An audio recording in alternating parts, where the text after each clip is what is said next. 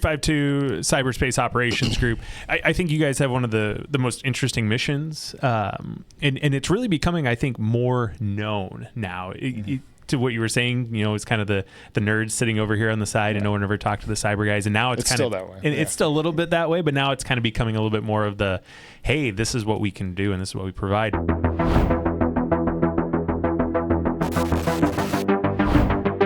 I'm Joe C. Mandel, and this is Raven Conversations. And today I'm joined by Colonel Jack Johnson. He is the commander of the 252 Cyberspace Operations Group. I almost left the space out of there. Over on McCord Field, you're part of the 194th Wing. You oversee a lot of different units. We kind of already touched on, in our brief conversation here, the vast footprint that you guys have across the state of Washington. But he's here to talk about what the COG does, the mission sets, and that kind of stuff. So appreciate you coming on, sir. Thank you. Thanks for having me. I really do appreciate it. So intro background on yourself. Where do I start? So I grew up in Oregon, coast of Oregon, little town called Coos Bay. Coos Bay. Most people don't know where it is, so I have to refer to Portland and go, it's about 5 hours from Portland. I grew up there in Coos Bay, went to college at Oregon State University. I just knew I needed to do something. I had a job offer after college in Eugene, Oregon. And I was like, I can't do this. Can't go to Eugene. I grew up here, went to school here, and then get a job offer here. I was like, I gotta do something else. So I knew if somebody went in the Air Force, so I joined the Air Force. And so I came in. I had an electrical engineering degree. I came in as communications information electrical engineer in the Air Force. So it was a job that lined right up with what I was studying in college. Turns out I'm colorblind, so I couldn't have really done much else anyway. So I was active duty for 7 years, all in communications stuff. Probably towards the end of that 7 years is when cyber started really becoming a buzzword. They added it to the Air Force mission statement around 2005, 6, and so it started to be a thing. Nobody really knew what it meant. Left active duty after 7 years, bounced around as drill status in the reserves, did some civilian jobs, came back, or working in the reserves. I went down at Hurlburt Field, another comm job down there. I was moving from Florida to South Carolina and looking forward to continue my service. There were no reserve jobs, so I found a guard unit. That's kind of how I found my way into the guard. There was a guard unit, called them up. It was a Joint Communications Support Squadron down in Brunswick, Georgia. Interviewed with them, started drilling with them, and that's where I found the guard. I was like, wow, there's on the air side, there's 90 wings out there, plenty of jobs out there. And I like the diversity of the missions that were out there in the communications. And then once I joined, I realized there was a lot in the cyber world as well. Ended up moving back to Oregon. I kind of went back on my promise to myself in my early 20s. Came back to Oregon, worked at Portland at the 142nd Fighter Wing as their communications commander there. After a few years of doing that, I knew I had to move. Right? It was like I've been in command for, I think it was about 3.5 years. I'm coming up on 4 years. I knew they was going to move me somewhere. I didn't really want to cross train, so instead of cross training, I said, "Hey, I'll move to DC." Found a job at the Air National Guard headquarters. Went out there and held quite a few jobs out there. So I was on staff for right about 7 years. And you can hold your applause. And being on staff. You survived 7 years of staff in DC. You're welcome for my service. And I was there 7 years. Worked from branch chief to division chief to deputy director, and then I left as the director of A26. I was kind of the acting director, but I held that job for about 8-9 months and came out here to Washington on a command tour with 252 COG. It's a long intro to my career there. But bounced around quite a few, had a few jobs. I found my way into the cyber world and now into the kind of the intelligence world from that communication start when we were all just a bunch of nerds and they're just making sure the lights were blinking on the systems to now we're really relevant to the mission. So you've kind of seen it go from its infancy to where it's kind of moving to now. Yeah, and I can kind of maybe it's a weird dream I have, but I see where it can go into the future as well. Or I like to think it can go further. Yeah. Right? So before we get into all that, I always like to ask the question because I think we all have an interesting guard story. How'd you learn about the guard? It probably, I think my first exposure, I was in combat communications in the Air National Guard or active duty Air Force. This is around 2006. This was 2006. So I was, combat communications, expeditionary communications. You go out to an austere location, set up comm equipment for whatever mission you're supporting. It was out in Iraq, and there was a team of four or five of us. And I was a team lead, And in this, you think we should train together and deploy together. It didn't really happen that way. We all kind of met there. Let's say there was 5 of us. 4 of us were from active duty. 1 person was from the Air National Guard. Drill status, master sergeant in the North Carolina Air National Guard, and he ran circles around us. He knew all the equipment up and down, left and right. I was like, we do this full time on active duty, and this guard guy comes in, knows the equipment, knows how to get stuff done, is just real amazing at doing stuff. I was like, wow, so it kind of opened my eyes. Like, it's amazing. There's this much capability in the National Guard. So that was kind of my first exposure, and I would like to say that I was smart enough to go, I want to do that someday. It was more of back to when I moved from Florida to South Carolina, there was a unit 3 hours away that I could join that had an opening. That was my way in, and then I saw, wow, there's a massive amount of opportunity here in the National Guard to not only influence locally, but also across the globe with our federal mission, and then throw in the state partner program. There's so many things that we have influence into that's just amazing. It's just an amazing opportunity. Yeah. So to talk about those opportunities, 252 Cyberspace Operations Group, I think you guys have one of the most interesting missions, and it's really becoming, I think, more known now. To what you were saying, it's kind of the nerds sitting over here on the side, and no one ever talked to the cyber guys. And now it's kind still of that way. And it's still a little bit that way, but now it's kind of becoming a little bit more of the, hey, this is what we can do and this is what we provide. So talk about what the COG is, kind of the structure unit, and what you guys do. Yeah, so the COG we're made up of 5 units. We have 6 now with a support flight, but 5 main units. We've got 2 cyber ops squadrons, the 262 Cyberspace Operations Squadron and the 143rd Cyberspace Operations Squadron. Those both do what we call defensive cyber protection teams. So basically they go into our systems and our networks to see if anything bad is going on in there. Mm-hmm. If there is, they get rid of it, and they harden that system before they leave to make sure it's kind of ready for any sort of, to defend against any cyber attack. Yeah. Kind of increase the assurance of that system to perform in a contested environment. And when I say system, it could be anything, right? It could be the system that fuels an aircraft. It could be the system that we use to communicate between the Air Operations Center and a flying mission. Just any of those systems that are critical to what the Air Force does, they're out there defending those systems. We also have 2 intel squadrons. So the 194th Intel Squadron's here at Camp Murray. They do targeting, target development. So just determine what kind of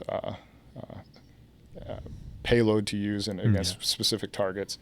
256 Intel Squadron, they're out at Fairchild Air Force Base. They do cyber ISR is what we call it, cyber intelligence, surveillance, reconnaissance, signals intelligence sort of work. So kind of like what we'd call like all source on the Army side. Probably, yeah. And I don't, they have a lot of stuff that they're doing, and they're also heavily involved with. A lot of their folks are heavily involved with the counter drug mission as well. Mm-hmm.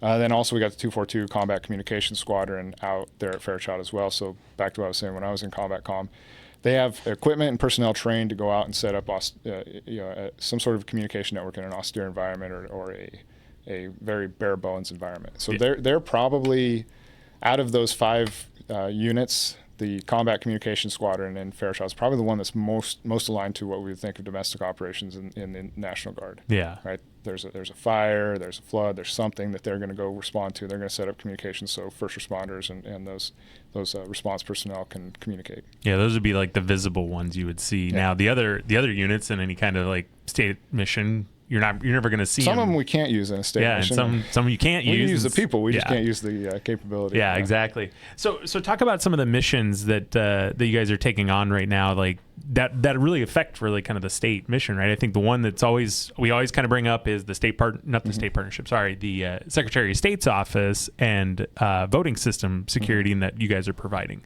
Yeah. So we've got a good rapport with the Secretary of State, and we actually have a member in one of our units from the Secretary of State's office. So we, under our state active duty abilities, we've supported the elections throughout for the last, I want to say at least 5 years, but probably longer. Just to be there to make sure there's no anomalies, make sure there's no vulnerabilities in any of the voting systems, just to make sure that the public and the state are sure that the systems being utilized are clear of any kind of malicious behavior. Yeah. And so they've got us tapped up to do that. Another one we're starting to explore is the city of Seattle, working with their chief technology officer and their chief information security officer. So they're very concerned with the upcoming World Cup in Seattle, and so is the Washington National Guard. Mm-hmm. How can we support that? How can we make sure we're there to enable everything that needs to happen for that massive amount of influx of people and things. So we're starting that partnership with them as well on the state side to make sure we can support them, they can support us, and we know what we have before anything is needed to be called upon. Yeah, which multiple units are already kind of working that way, starting to kind of prepare for World Cup 2026. So obviously you're a product of Oregon, Pacific Northwest guy. The talent pool that you find in the Pacific Northwest, especially in this realm, right, of cyber, IT field, anything like that, it obviously has to help when it comes to fielding a unit and putting trained individuals who, to what you were saying, are running laps around their counterparts sometimes. What do you see kind of as where those folks are coming from and how they can kind of bring that civilian expertise to you guys? So we do have quite a few folks. There's one slide on one of the squadrons that they use that show all the companies and the organizations that our drill status members are part of. Microsoft, Amazon, the typical ones in the Pacific Northwest here, and they're very prominent roles within those companies.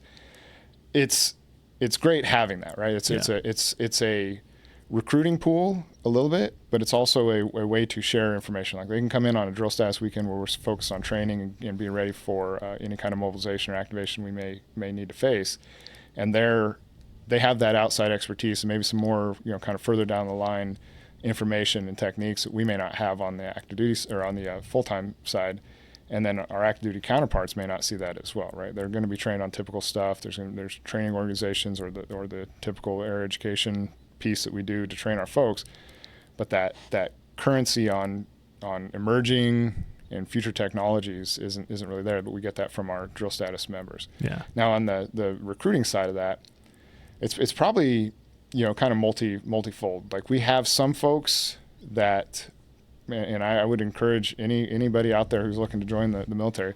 It's great to get into the cyberspace world. We'll train you. We'll give you a job, but you're going to be very valuable asset when it comes to trying to find a job on the outside. You probably won't have to try. You'll be able to find a job. So we have some of those, right, that may join the unit to get some training and some opportunity and get some path forward in their life and their career. We have a lot of other folks that come off of active duty, have already gone through a lot of that training, and they're looking for a place to settle down, right? They don't want to move around every 2-3 years anymore. They like the area, they like the opportunities in the area. And so they're leaving active duty after 7, 8, 9, 10 years, and they don't want to end their career. And this is a great spot to catch a lot of people. I mean, I'd say a lot of our folks that work for the industry in this area are those that came off active duty and needed a home, wanted a home, and they're active and extremely valued members of the 252 COG and the 2 Cyberspace Operations Squadrons. Yeah, and it's got to be incredibly important, obviously, to keep that kind of fundamental knowledge and experience in the Department of Defense, especially in the field, but also giving them that home where it's like, hey, you're not moving around, and oh, by the way, your skills are not just valued by us, but also by industry and technology here in the States. So I would imagine you probably get members that are excited to come to drill, knowing like, hey, I'm a value-added piece to this puzzle. Yeah, and I'll relate it. I've heard this from some of our drill status members. So I don't know if I really kind of hammered home. Like I went from active duty, I was drill status for a while. Now I'm full-time again, and I've been full-time probably the last 12 years back in the Guard. But when I was drill status, like I had some civilian jobs. It just wasn't. There's this piece that's kind of missing. Like it's not as fulfilling. At least it wasn't for me. And I know some of our drill status guardsmen that come in and drill, they do enjoy coming in, working on some stuff that they can't work on the civilian side, but they really enjoy that camaraderie and that kind of mission focus we have here in the Air National Guard and the Department of the Air Force, all of those. But we offer something that you can't offer on the outside, right? And I think people when they retire, I won't say that they regret it, but they miss it, right? Yeah. They love that they're retired, but they miss that ability to come in. We're all wearing the same uniform. We're all focused on hey, what's the next thing we need to be doing, and that adds a lot to it. So it's some of those kind of semi-intangible things that some of the industry can't offer. Yeah. So you kind of highlighted, you kind of see where the future is going with cyber and especially cyberspace. Obviously, to what you can talk about, where do you think units like yours kind of move to? What's the next thing that you're seeing? I have big dreams, big vision of how I think I'll call it non-kinetics, right? So think about non-kinetics is kinetics dropping a bomb, non-kinetics like how do I use other means to achieve some sort of effect. So you think about what a combatant commander needs. They'll have their combatant commander's intent or their mission, and it may be something that's like, hey, deter so and so from doing this, right? You can put a fighter pilot in the room and you put me in the room. The fighter pilot's gonna go, well, it's gonna be a JDAM. That's how to deter them. And I'm going to go, well, maybe there's some non-kinetic means we can do. So I would love to where we get to the point, and maybe we're there, right? I'm just not in those rooms where we're having these discussions, where you have somebody that's thinking of the non-kinetic effects that can help achieve our national objectives or achieve combatant commander objectives. And so I think we're going there. So the 252 COG, I think what we're going to be, where we're going to be, and we're kind of subject to what the Air Force wants us to do, but I think we have some wiggle room in there to go, how are we going to shape ourselves and be postured to be the most consequential non-kinetic effect deliverers for the Department of the Air Force, right? Yeah. We have Air Force on our uniform, right? So we're not Cyber Force, we're not U.S. Cyber Command Force. We are dual-hatted with the National Guard piece, but in the end, we're in the Air Force. So how do I ensure that the missions that our airmen are doing are most consequential to delivering air power? And you may think that that's already going on, and it's kind of going on, but I would argue it could be prioritized better. And so I think that's where we're going to see things go. So we're going to go, how do I take these defensive cyber operators, these other cyberspace operators, and put them on the things that are most critical to getting aircraft in the air, to maybe be a virtual non-kinetic wingman to an aircraft, to ensure that those aircraft can go in and do their job safely, increase their survivability, all of those things. Yeah.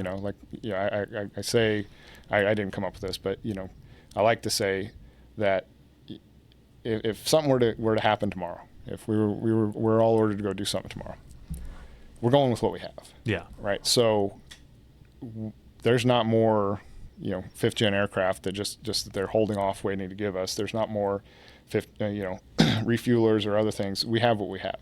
So how can I use some of the other capabilities that I have at my disposal through intel and through cyberspace to help better assure the survivability and lethality of what I have? And that's where I'd like to see things. It's the non-kinetics. Yeah, yep. and I think we're going there. I think it's a little bit slower than I'd like to see it. But we're kind of, it's tough to prove out, right? It's kind of trust me, this will work kind of thing, instead of, hey, I just showed how this worked. Yeah. Well, I think you're definitely seeing the future, and I think we've always heard, Washington kind of leads the way sometimes when it comes to cyberspace operations, and it sounds like you're kind of already not just forward thinking, but what is the next thing, even past the next thing. So, and it's just another line of great commanders, I believe, that have taken your unit and moved it forward every time they're in it. So, anything else you want to add as we kind of close, or? I mean, you say great commander. I mean, I don't. I'm just here to do my job, right? Like, and that's something I like to tell folks is like, I want to know what my role is in this life and in this career, and in this organization. I want to do that work, and be ready for whatever's next, right? So I hope our airmen do those same things. So it's really, there are a lot of folks that built this organization that I'm a part of, right? I've been here about 14 months. I inherited the greatness that's here. I'm just trying to keep it on the tracks and not drive it into the ditch, So I am very grateful for the Washington International Guard, what it's done with the 252 Cyberspace Operations Group. I'm extremely grateful for the airmen that are in the group doing the hard work every day. My hope and my dream is that I'm clearing their schedule as much as possible so they can focus on being as tactically proficient as they need to be. So if we do get that phone call tomorrow, they're ready to go. They're trained, resilient and ready to go fight whatever fight we need them to go do, or respond to whatever domestic operation we need them to respond to. So it is weird hearing, another in great line of commanders. So I appreciate that, but it's always a team effort. Yeah, no, I appreciate that, sir, and I think your airmen appreciate that kind of stuff too. Yeah. So thanks for sharing that. If you like the video, give it a like. If you want to learn more about the 252 or even the 262 or any of the other units that fall within the group, we'll definitely put that in the notes. We can pass along any questions. Subscribe for future videos. And, sir, I appreciate you coming on. Thanks.